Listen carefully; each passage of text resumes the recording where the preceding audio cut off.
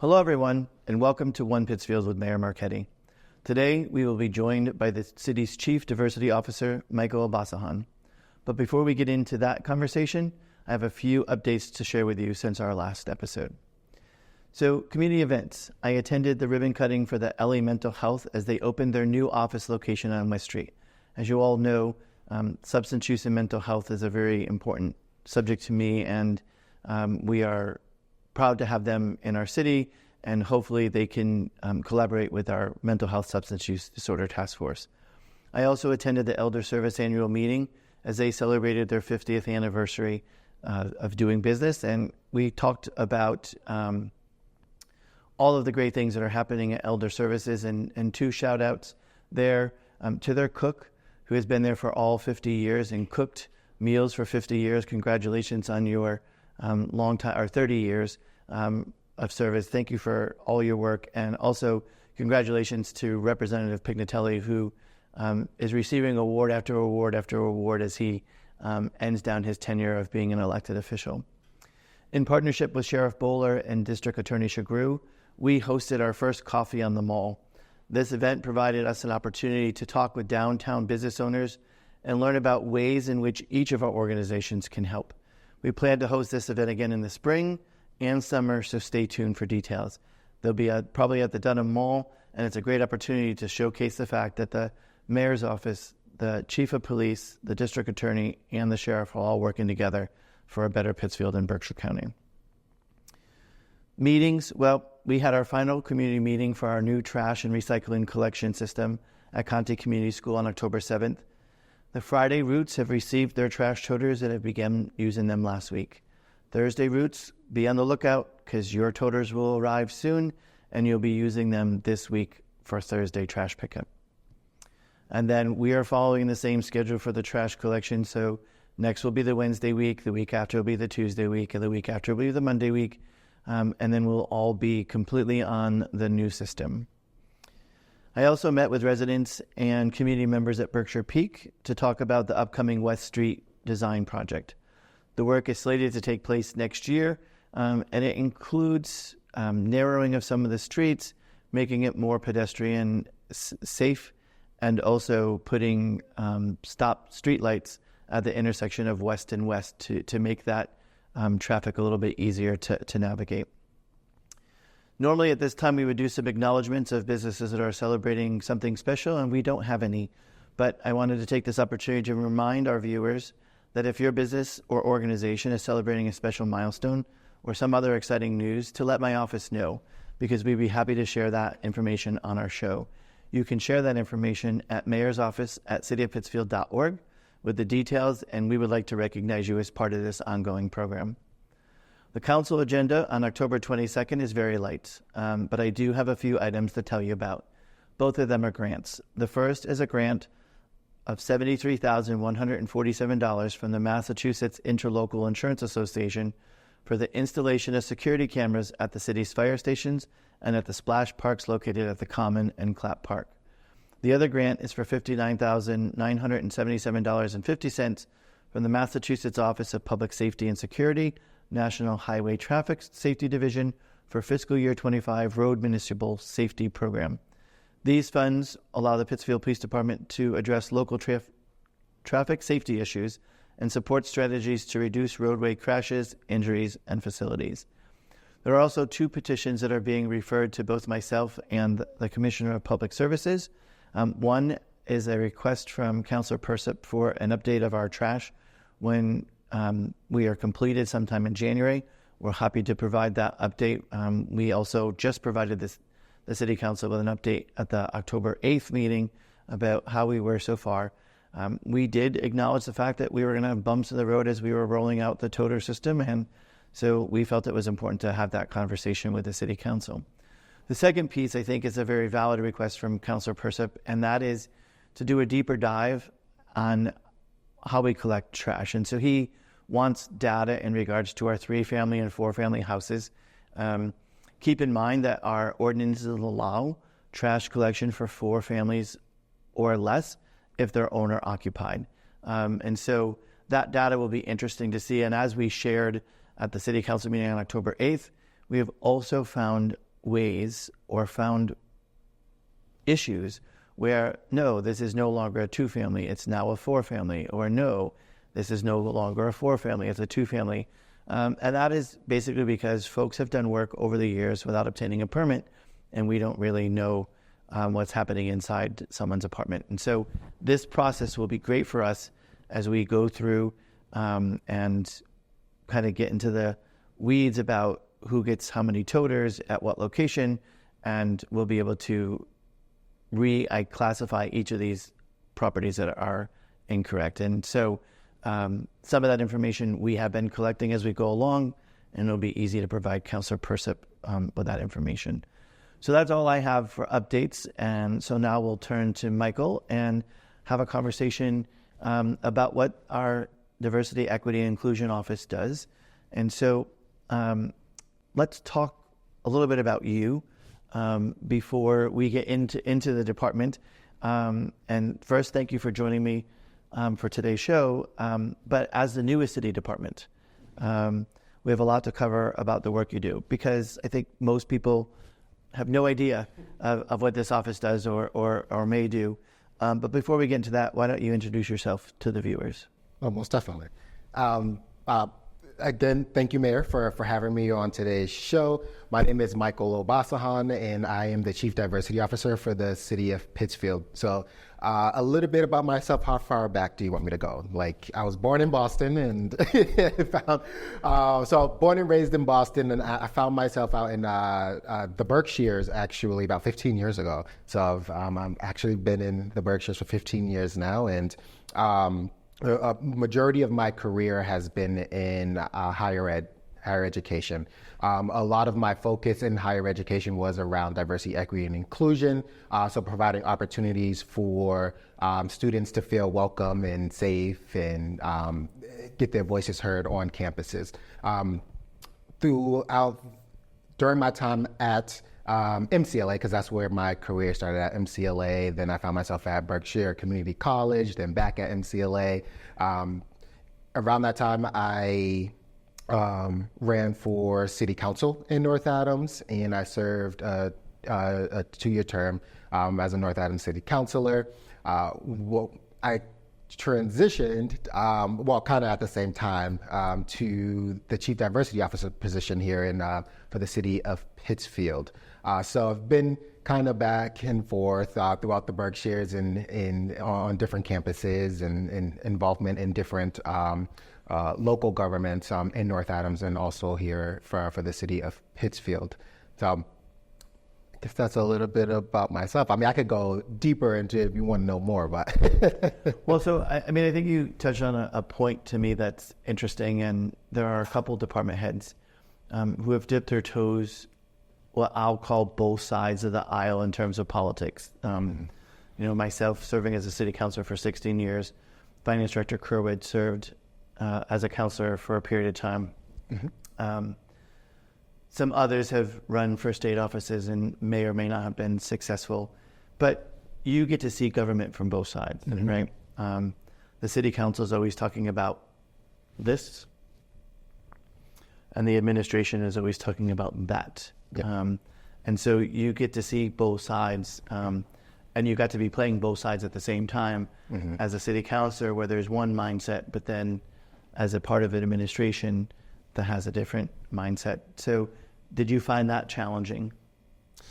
That's a great question. So yes, I did serve as a city councilor and in this position at the same time. It was, I would say, it was very time consuming, also a bit difficult because both the North Adams City Councilor meetings and the City of Pittsfield Councilor meetings fall on the same night, and I think I had about if I was here in Pittsfield, I had about like a good 35 minutes to get back from my council meeting. But I would say that serving in both roles have been it was beneficial because it kind of did play into each other. There were some things that I've learned as a city councilor, to question what we're doing as a local government for our city. What are different departments doing as it relates to our community development, and what is as it relates to our departments getting out into the community, and how, as a counselor, I'm going to connect with the mayor of, at the time, too, but majority of it was Mayor Maxey, and we had a really great, and still have a really great relationship, and being able to connect with her in that way. So it was great seeing how I can build relationships with city departments that way.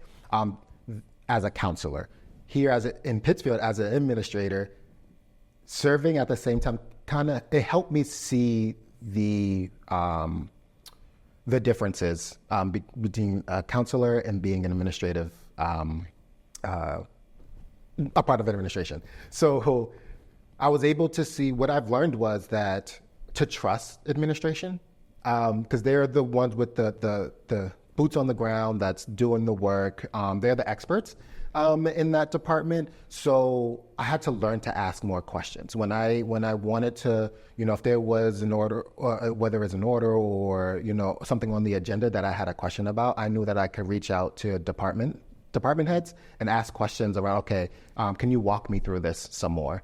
And definitely during budget season, that's where a lot of my questions came in. Because yes, I can be on the outside as a counselor looking and say, okay, I could look at a budget and say, okay, what are we spending our money on? Where can these funds be most effective?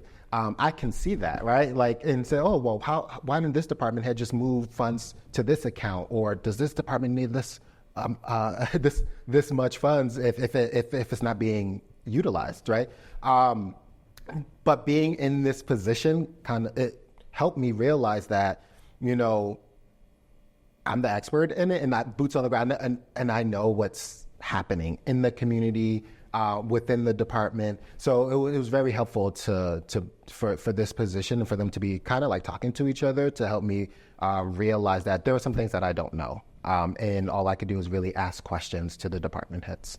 Great answer. It was a last minute, hey, because I struggle with that all the time, right? I served for a number of years on the city council, and making that transition as smooth as it went, you had to put a different mindset on, right? You weren't one of 11 or one of 7. You were the person who, got to formulate the plan, and now you're the one that was being questioned rather than doing the questioning. So you became our city's Chief Diversity Officer in February of 2022. Oh. Tell me about the initial steps of establishing the department. Yes. First Chief Diversity Officer, first DEI department within the city. So I knew that I had to come in and really build from the ground up. And what I really wanted to do was build relationships first. So what I did was I did an informal DEI assessment, and with each department. So it took about a year, but for the first couple months, I really set up interviews with department heads and with departments, and went in and really just asked them questions around what is their knowledge around diversity, equity, and inclusion? How can I be of support for their department, and how our departments can work together as the DEI department is becoming integrated into the city. And it was very fruitful conversations, dialogues, and I think that really opened up a lot of I'll call it like the curriculum that I'm building for the department, because there were our city employees that some were nervous about the position. There were some that were very excited about it, and after going into each department, I could see like the shoulders like relax after like just meeting with me and dialoguing with me. So, and they told me like, this is what I want to learn, and this is what I have questions about. This is what I have concerns about. And from there, built this training curriculum. And I want to move away from the word training and more of like, we've been doing workshops and lunch and learns as it relates to microaggressions, as it relates to de-escalation. Our first training was around LGBTQ awareness and why pronouns, and I thought that was a really great 2-day training. We had some facilitators with lived experience that came in and really walked us through vocabulary and how to build inclusive spaces. So that was the start. Then it was the hiring of my coordinator, and Noe is now here, and he, after having him come in, we really worked on the inner office communication and really just building that out from there. And then from there, it just keeps growing a lot more. And I think as these positions and departments are being created across Massachusetts, there is a lot of, okay, so what does the department entail? There's those questions of, well, what are you actually doing? And, and once we have a chief diversity officer, and I see it here, it's like you become everything to everyone. And so it's trying to create those boundaries of where do I actually have authority? Where would my time be most effective and more impactful? So it's setting that up and helping to build that. And I think we're going to get into this a bit later, but working with our local organization to help with impact charter and a strategic plan. So that is, building that foundation so that we can have these goals, going forward. So I think you've led me to two different paths to kind of go from. And so I think we'll stick with explaining a little bit more to the folks at home exactly what this office is. But you've mentioned communication like 2 or 3 times. So I'm going to put that one off to the side and come back to that. But I think it's important for the folks at home to know. I mean, I think we throw out words like diversity, equity, inclusion, and we make DEI, and we make an assumption that everybody knows exactly what we're talking about. So, tell me the importance of having the department and where it's focusing, and explain to the folks at home exactly what DEI is, because I think every one of us kind of has a different opinion about what it is. Oh, most definitely. And great question. There is this weaponization now around diversity, equity, and inclusion. It's become a buzzword. Now, DEI is now these 3 letters that go along with each other, and there is no difference between them. And that's what people think. And that's not true. Those are 3 separate words, and all are valid and very important. And which is why I really appreciate this question, because I do get it a lot. And after I explain around what diversity, equity, and inclusion is, and how those 3 words are separated, I see a lot of aha moments for a lot of people. So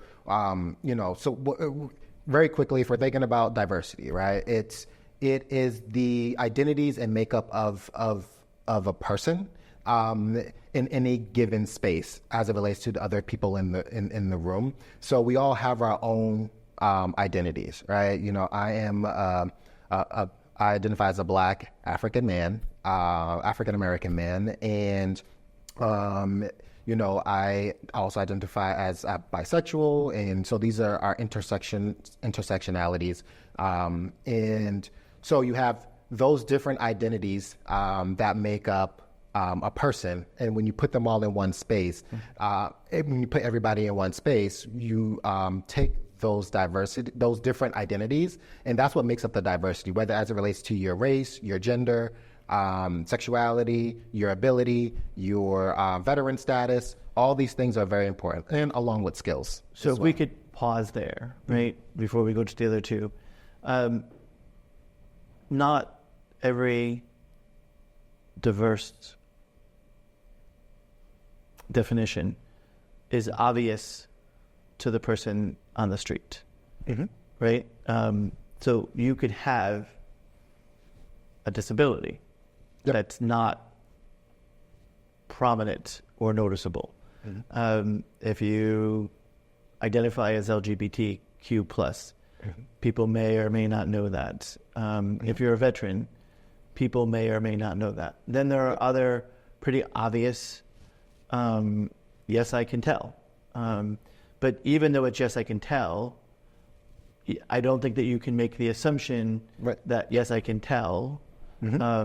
And so I just wanted to kind of make that distinction that some are visible and some are not. But even though it may be highly visible, it doesn't necessarily mean that someone would completely identify. You know, and especially, you said you chose to be or identify as Black African American, where I know a number of people who would tell me I choose to identify as a person of color.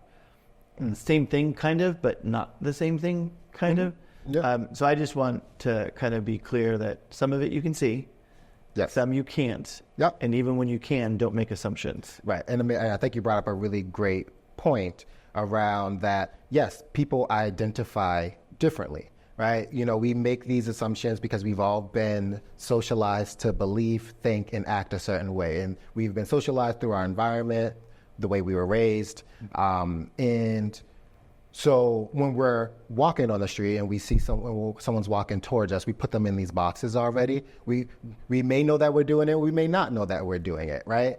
So we have these, these assumptions or these unconscious biases that we take, that's in the back of our mind. And sometimes we know that we're putting them in these boxes. Sometimes we don't. So, but being aware of that is important. Right, and this is why we have with the city, and a lot what I do with our employees is have lunch and learns and training, so that way we are aware what our biases are and where we fit in the world, and the areas of privilege that we hold, because we all have them, right? And don't mean privilege, oh, I work for everything I have, right? Like of course you have. Congratulations. Like, we all work for everything that we have, but that's not what I mean when I say, privilege. There's things that, like, as you mentioned, that we don't have to think about because of the way we were either socialized or born into, right? So for example, I had a training and, I brought up privilege and I said, when you hear the word privilege, what comes to mind? A person raised their hand, was like, well, I work for everything I have, and I don't have money, or like I wasn't fed with a silver spoon in my mouth, all these things. And I was like, okay, well, when I mean privilege, I told him, I asked a question, and I said, how did you get to this training today? And the training was on the second floor of City Hall. And a lot of them was like, oh, everyone took the stairs, right? I was like, well, imagine if you couldn't take the stairs, how would you get to the room? And they were like, oh, the elevator. Well, the elevator is down right now. So how else would you get to this room if you weren't able to take the stairs? And everybody was like, oh, I don't know. I was like, why? You didn't have to think about that, right? Because you don't have to, right? And there's sorts of that can't take the stairs, that have to think about that constantly, that has to navigate the world differently than a lot of us. So that's what I mean when we're saying that these are areas of privilege. And I think that's important, because as I grew through the DEI process, you would say you're privileged, and that would just set me off because, again, I thought differently than the way that you are talking. And so I think it's important and I think that's where communication comes to play, because we all can make assumptions, right? We just assume that this is the way it is because we've watched these things happen. And instead of communicating that, no, that's not really what's happened, that's your view or your perception of what's happened, but it's not necessarily the place. So let's get back to equity and inclusion. Yeah. I didn't want to throw you offline, but let's go there. Yeah, so then equity, right? In the way that I explain that is, and I like to compare it to equality, right? Because everyone hears the word equity, and then there's like, well, I already treat everybody the same, right? Or I don't see color, or I, just treat everybody with respect. Though I agree, yes, treat everybody with respect. Or no one gets any special treatment or anything like that. Like everybody gets the same thing. Well, it's like, okay, well, you're talking about equality, right? Because everyone gets the same. You don't see any differences. If you're coming into work, everyone gets the same laptop. They get the same pen. They get the same monitor. Everything is the same. Nothing changes, right?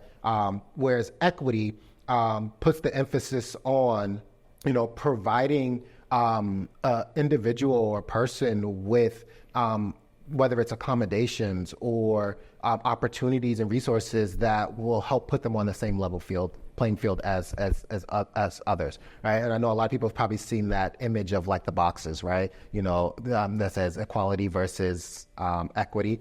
And equality, in the way that I like to explain it, like the example that I give is, if everyone's, wearing the same, so if you're running a race and we're talking about equality, everyone gets a pair of running sneakers. Right? If we're talking about equity, everyone gets a pair of sneakers that fit to help them run that race, right? Because we all don't wear the same size shoe, right? So that's, equity. And as that relates to resources and opportunities, being able to provide opportunities in breaking down barriers so everyone has the ability and has the opportunity to access our city resources and opportunities. For example, like language access, right? That's something that we'll probably get into later, but that's something that has been created here. Later's not going to happen because we're almost running out of time. Oh, okay. So let's get to inclusion, and then I have to wrap up. Okay. Oh, wow, that was quick. That was quick. Yes, and then so inclusion, involving everyone that everyone has a seat at the table, and not only sitting at the table, but their voices are valid, heard, and also taken into account and implemented to feel that sense of belonging. So we have a couple minutes left. So this is going to have to be brief, but let's talk about a couple of the projects. So probably just name them, and then at the same time, talk about ways that you help employees, and then I'll take the last 30 seconds to quickly wrap up. Okay, so very, very quickly, a couple projects that is the department is working on. So we are going to start our digital equity implementation. We got the grant passed through City Council, so we're going to start that implementation very soon as the team comes together. Working on the Affirmative Action Committee and the Human Rights Commission, working with our city solicitor and changing some language because a lot of things have to shift. Positions may change, and so we're in the middle of doing that now, and very, very soon we'll have our Human Rights Commission up and running. I just wanted to have some teeth in it. Our gender transition guide, going to be working on that, and working on that right now as we to create a smooth gender transition for our employees, a guide for our supervisors to, again, create a welcoming space for our employees. So a lot of information, not enough time. But I think we gave folks kind of a idea of where they are. And as Michael said, one of the tasks that I provided him was finding a way to make the Affirmative Action and Human Rights Commission come together and be fruitful for the city. So I know we'll be presenting that soon. For now, thanks for watching another episode of One Pittsfield with Mayor Marchetti, and I look forward to seeing you right before the first meeting in November. Thanks, and have a good one, folks.